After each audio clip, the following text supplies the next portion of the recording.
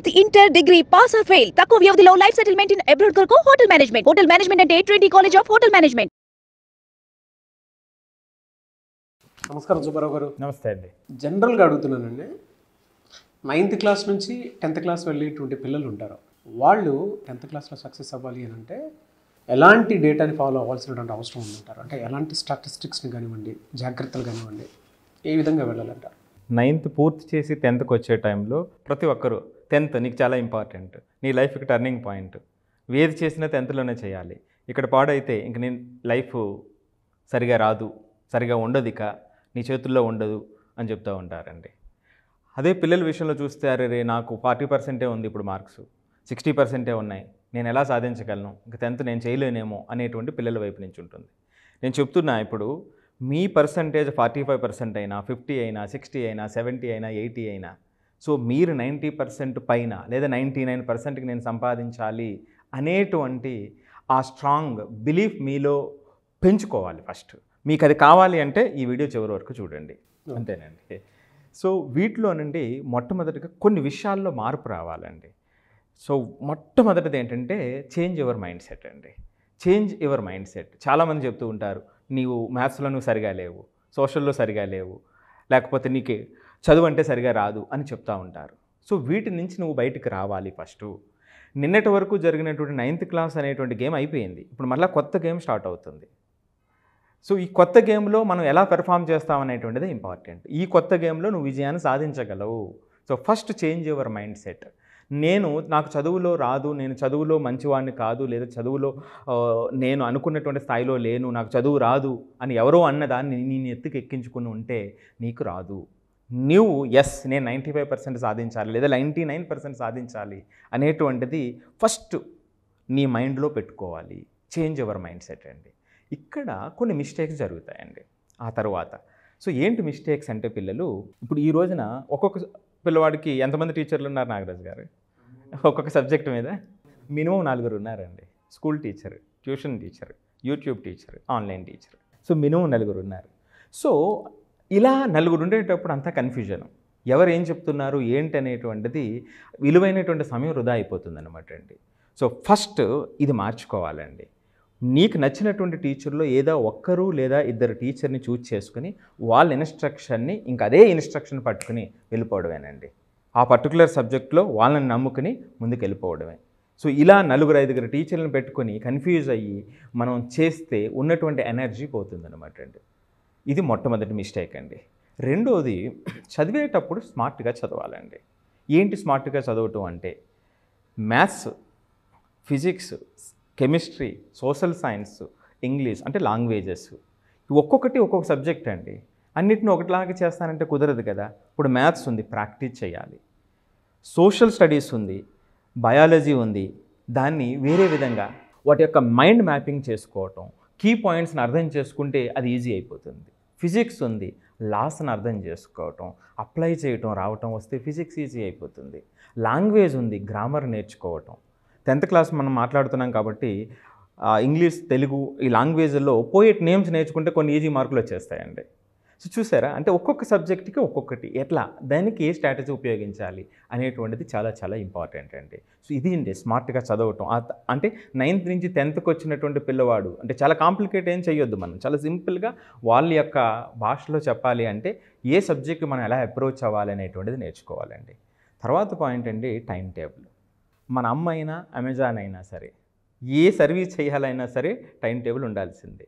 Time table లేదు అంటే ఏ పని జరగదు. మన అమ్మ 10 నిమిషాలు లేట్గా లేచింది అనుకోండి, మనకు బాక్స్ రెడీ అవ్వదు. అమెజాన్ టైం టేబుల్ ఫాలో అవ్వలేదు అనుకోండి, లక్షల కోట్ల మందికి ప్రపంచవ్యాప్తంగా ఫ్రస్ట్రేషన్ వచ్చేస్తుంది, నాది డెలివరీ రాలేదు అని. సో టైం టేబుల్ అనేటువంటిది చాలా చాలా ఇంపార్టెంట్. ఈ టైం టేబుల్లో మీకు తగ్గట్టుగా మీ స్కూల్ టైము లేదా మీ ట్యూషన్ టైము, మీ ప్రాక్టీస్ టైము, దీన్ని జాగ్రత్తగా ఆర్డర్ చేసుకుంటే ఆ టైం టేబుల్ యొక్క విలువ తెలుస్తుందండి. చాలామంది చేసే పొరపాటు ఏమిటంటే, ఇప్పుడు నేను చదవాలి 3 గంటలు చదివేయాలి అంటారు అని టైం టేబుల్ వేసుకుంటారు. ఏమవుతుందండి, 10 నిమిషాల తర్వాత, హాఫ్ అన్ అవర్ తర్వాత ఇబ్బంది అయిపోతుంది. జనరల్గా ఒక మనిషి 3 లీటర్ల నీళ్ళు తాగాలి సుమారుగా అని చెప్తారండి. 3 లీటర్లు తాగాలని ఉదయం లేచిన వెంటనే 3 లీటర్లు తాగితే ఏమవుతుందండి? ఇది కూడా అంతే. చదువు అనేటువంటిది కూడా అన్ని గంటలు అలా వరుసగా అలా కాకుండా దాన్ని జాగ్రత్తగా ఆర్డర్ చేసుకోవాలండి. తర్వాత అండి చాలా ఇంపార్టెంట్ 10th క్లాస్ గురించి మాట్లాడేటప్పుడు స్పీడ్ రైటింగ్ని అలవాటు చేసుకోవాలి. స్పీడ్ రైటింగ్ ఎందుకు అంటే ఇవంతా కూడా డిస్క్రిప్టివ్ ఎగ్జామ్స్. 3 గంటల ఎగ్జామ్. 3 గంటలు ఎంత స్పష్టంగా, ఎంత అందంగా, ఎంత స్పీడ్గా రాసామనేటువంటిది చాలా చాలా ఇంపార్టెంట్. కొంతమంది పిల్లలు ఏంటంటే ఆ స్పీడ్ రైటింగ్ లేక వాళ్ళకి సామర్థ్యం ఉన్న 10th మార్క్ రానటువంటి పిల్లలు ఉంటారు. అరే ఇది రాయలేకపోయినాయి, క్వశ్చన్ రాయలేకపోయినాయి, 5 మార్క్స్ పోయింది అని ఇబ్బంది పడి బాధపడేటువంటి చాలామంది పిల్లలు మనం చూస్తూ ఉంటాం. సో కాబట్టి ముందు రోజు నుంచి ఆ స్పీడ్ రైటింగ్ మీద ఒక అవగాహన పెంచుకొని ప్రతిసారి కూడా మొదటి రోజు నుంచి కూడా దాన్ని అలవాటు చేసుకుంటే, మనసులో పెట్టుకుంటే అది ఈజీగా మనకు వస్తుందండి. స్పీడ్ రైటింగ్ అనేది డిస్క్రిప్టివ్ ఎగ్జామ్ కాబట్టి చాలా చాలా ఇంపార్టెంట్ అండి. ఇక అతి ముఖ్యమైనటువంటి విషయం చెప్తానండి. తర్వాతది వాయిదాలు వేయటం. సో నాకు ఇప్పుడు ఫంక్షన్ ఉంది, మా ఇంట్లో ఫంక్షన్ ఉంది, లేదా యూట్యూబ్లో ఇది చూడాలి, లేదా ఫ్రెండ్ పిలిచాడు అని ఏదో కారణం, లేమ్ ఎక్స్క్యూజెస్, కుంటి సాకులను చూసుకుని చదవటం అనేటువంటి దాన్ని వాయిదాలు వేసుకుంటూ వెళ్ళిపోతూ ఉంటాం. ఎప్పుడైతే వాయిదాలు వేసుకుంటూ వెళ్ళిపోయామో అవి అంచెలంచెగా పెరిగిపోయి అది పెద్ద కొండ కింద కనిపించి మొత్తానికి దాని నుంచి దూరం అయిపోయేటువంటి అవకాశం ఉంటుంది. ఎప్పుడైతే వాయిదాలు అనేటువంటి తగ్గించి ఈరోజు పని ఈరోజు చేయటం అనేటువంటిది అలవాటు చేసుకుంటే ఆ పిల్లలండి, ఇట్ డజంట్ మ్యాటర్ అండి 40% ఉందా నిన్న అనేది అవసరం లేదు. ఈరోజు ఏమిటి అనేటువంటిదే మనకు నిర్దేశిస్తుందండి. ఇక తర్వాత అండి అడిక్షన్ అండి. ఎడిక్షన్ ఎంత దారుణం అంటే ఈరోజు డ్రగ్స్ కానివ్వండి, పిల్లలు డ్రింక్స్ కానివ్వండి, ఆన్లైన్ కంటెంట్ కానివ్వండి, పోర్న్ వీడియోస్ కానివ్వండి, ఇవి చాలా చాలా ఇబ్బంది పెడుతున్నటువంటి ఇదండి. ఇంకా వేరే ఏమీ పని చేయలేనటువంటి పరిస్థితి.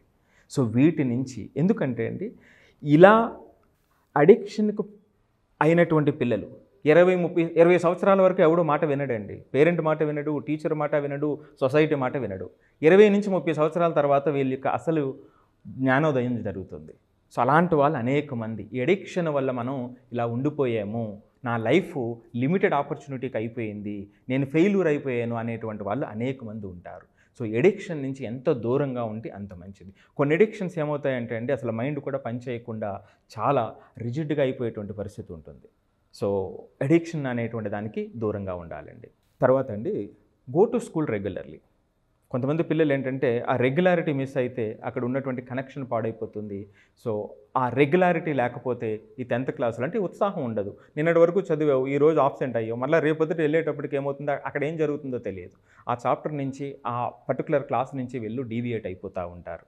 సో కాబట్టి గో టు స్కూల్ రెగ్యులర్లీనండి. నెక్స్ట్ లాస్ట్ పాయింట్ అండి రీడ్ కన్సిస్టెన్సీ.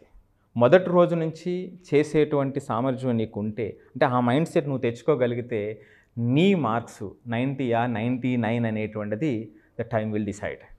సో కాబట్టి ఈ పాయింట్ కన్సిస్టెన్సీ, రీడింగ్ కన్సిస్టెన్సీ అనేటువంటిది చాలా చాలా ఇంపార్టెంట్. ఎందుకు చెప్తున్నానంటే మీకు చాలామంది పిల్లలు మీరు చూస్తుంటే ఎగ్జామ్స్ టైంలో మీరు చూస్తే గుడుల దగ్గర కనిపిస్తూ ఉంటారు, బండి మీద వెనకాల కూర్చుని చదువుకుంటూ వెళ్ళిపోతూ ఉంటారు. ఆ రోజు టెస్ట్ ఉందని చూడండి, ఎంత అంటే వాళ్ళలో సిన్సియారిటీ ఉంది. ఆ శక్తి ఎగ్జామ్ ముందు రోజే బయటకు తీస్తారు. ఈ శక్తిని మొదటి రోజు నుంచి బయటకు తీయగలిగితే ఆ పిల్లలు నిన్నటి వరకు వచ్చినటువంటి పర్సంటేజ్ వేరు, ఈ రోజు వచ్చేటువంటి పర్సంటేజ్ వేరండి. సో కాబట్టి ఈ 9th నుంచి 10thకి వచ్చేటువంటి పిల్లలు ఈ పాయింట్స్ విషయంలో చేంజ్ చేసుకుంటే, మైండ్ సెట్ని చేంజ్ చేసుకుని, మిస్టేక్స్ని కరెక్ట్ చేసుకుని, దాన్ని అర్థం చేసుకుంటే, ఆ ప్రయాణాన్ని అర్థం చేసుకుంటే ఎస్ ఖచ్చితంగా 10th క్లాస్లో నువ్వు ఏదైతే సాధించాలనుకుంటున్నావో, నువ్వు రేపొద్దుట భవిష్యత్తుకి ఏదైతే పునాది వేయాలనుకుంటున్నావో అది ఖచ్చితంగా నీ ముందు ఉంటుందండి. ఫెంటాస్టిక్ నాలెడ్జ్ అండి. ఎవరైనా సరే 9th క్లాస్ నుంచి 10th క్లాస్ వరకు వెళ్ళినటువంటి వాళ్ళు ఎవరైతే ఉంటారో, సుబ్బారావు గారికి చెప్పినటువంటి 8 పాయింట్స్ ఏవైతే ఉన్నాయో, ఏదైనా కాన్సెప్ట్ ఓరియంటెడ్లో చదవాలి, స్పీడ్ రైటింగ్ ఉండాలి, ఎవ్రీడే స్కూల్కి వెళ్ళాలి, పోస్ట్ పోన్ అనేది ఎప్పుడూ ఉండకూడదు. అట్ ద సేమ్ టైం పిల్లల్లో అడిక్షన్స్ ఏదైనా ఉండేటువంటి ఎక్కువగా కనిపిస్తూ ఉన్నాయంటే పేరెంట్స్ గుర్తించాల్సినటువంటి విషయం ఏదైనా ఉంది అని అంటే ఆన్లైన్ కంటెంట్కి అడిక్ట్ అవుతున్నాడా, లేదంటే ఇంకొక బిహేవియరల్ ఆస్పెక్ట్లో చూసేటప్పుడు వేటికైనా వ్యసనానికి అడిక్ట్ అవుతున్నారా అనేటువంటి దాని మీద మాత్రం ఫోకస్ చేయండి. దాని నుంచి కొంచెం దూరంగా ఉంచండి. అండ్ చదివేటప్పుడు కాన్సెప్ట్ ఓరియంటెడ్లో చదవండి. బట్టి చదివి అర్థం చేసుకోకుండా ఉండొద్దు. ఆ కన్సిస్టెన్సీ అనేది మెయింటైన్ చేయాలి అనేటువంటి విషయాన్ని బలంగా చెప్పారు. మీకు ఇంకా పిల్లలకు సంబంధించి ఏదైనా డౌట్ ఉంది అని అంటే సార్ మీ దగ్గర బిహేవియరల్ థెరపీ కోసం అని చెప్పేసి, లేదంటే సైకలాజికల్ థెరపీ కోసం మిమ్మల్ని అప్రోచ్ అవుదాం అనుకుంటున్న వాళ్ళు ఉంటారు. మిమ్మల్ని అప్రోచ్ అవ్వచ్చు? ఇది నెంబరు స్క్రోల్ అవుతుందో స్క్రీన్ మీద నెంబర్ కాంటాక్ట్ చేస్తే మన టీము వాళ్ళకి అపాయింట్మెంట్ ఇస్తారండి. ఓకే, సో వాళ్ళు డైరెక్ట్గా కూడా మనల్ని కాంటాక్ట్ అవ్వచ్చు అండి. డెఫినెట్గా సార్. సో ఈ థెరపీస్ కానివ్వండి, లేకపోతే ఎడ్యుకేషనల్ జర్నీలో వాళ్ళకి వచ్చేటువంటి ఇబ్బందులు కానివ్వండి, చాలా చక్కటి సలహాలు మన నుంచి అందుతాయండి. Thank you sir, thank you so much Subbarao గారు.